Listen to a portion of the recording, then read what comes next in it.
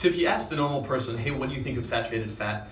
They're almost always going to say, oh yeah, it's bad for you. If you look at any sort of nutrition label, it's going to say low in saturated fat, blah, blah, blah, it's healthy. Now, this kind of really, really gets me angry because I know that it's not actually the case. So here's how that happened. So in 1970, there's a guy named Ancel Keys, and he came out with this study. It's called the 7 Nations Study. What he did was correlated saturated fat, the amount that each person consumed, versus the incidence of heart disease, okay? So basically, it turns out he's got like 7 nations, and they all really, really well correlate with the incidence of heart disease. Now, this is actually wrong on a few levels. He didn't just have 7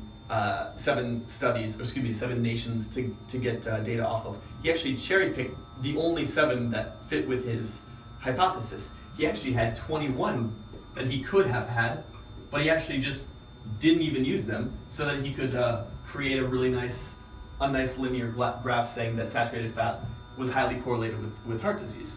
Now, the other thing that happened was he basically simplified this ridiculously complex thing of heart disease into a single thing called saturated fat. Turns out, though, that there's a lot more factors. So he didn't control for any of the things, including exercise or the other sources of Damn. Don't even worry about it. Okay, cool. So if you ask the normal, so if you ask the average person on the street, what do you think of saturated fat? 99% of them are going to say, oh yeah, it's the bad fat.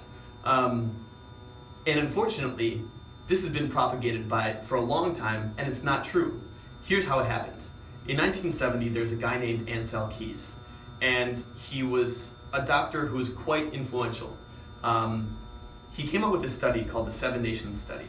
And what that was basically a study that correlated saturated fat consumption per capita and heart disease. And what he said was, hey, look, the people who consume the most saturated fat have the highest incidence of heart disease. So, turns out though, he actually cherry-picked the data. He had 21 countries that he could have selected, but he only picked the 7 that had the best correlation to the hypothesis that he wanted. So imagine if you have this kind of data, you don't have a nice looking trend line. The other thing is that he simplified a very complex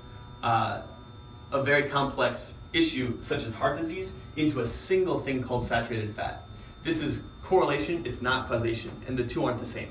So, unfortunately, in 1980 though, because he was quite influential, the FDA kind of got on board and started pumping out propaganda that said, no, you shouldn't have any saturated fat, and the lower the fat, the better. Well, if you look, in 1980, about 40% of the American consumption of calories came from fat, and now, 35 years later, 30% are from fat. So this is actually a net decrease, and at the same time, heart disease is still the #1 killer, and not only that, diabetes and obesity have more than doubled over that same period. So, if that's not the issue, then what is?